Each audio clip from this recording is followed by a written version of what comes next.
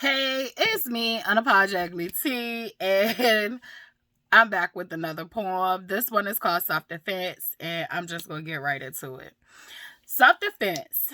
Self defense isn't violence, but merely self preservation at its finest. Not to be mistaken with its cousin revenge. Revenge takes calculation and deserves the same respect, but they differ slightly in timing and conscious thinking.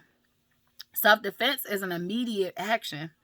Not much thought happens. It's like the sudden reflex.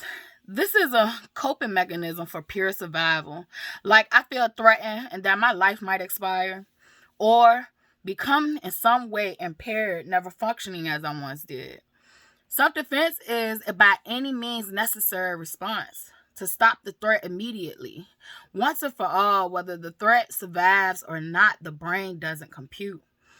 But what happens when the threat doesn't truly exist, but someone ends up dead because you presume them a threat by the color of their skin? I call that death by a cop of any race, or simply the average everyday white man.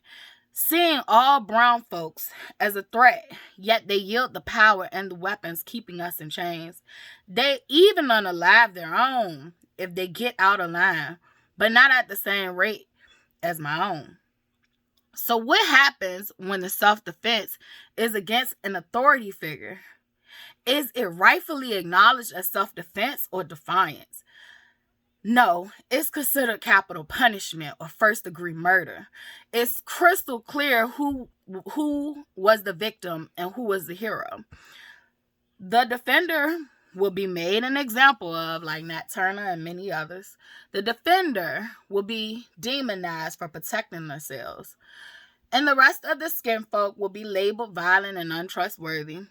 However, self-defense is an ancient, animalistic, and human survival skill connected to our fight or flight or play dead hormone response.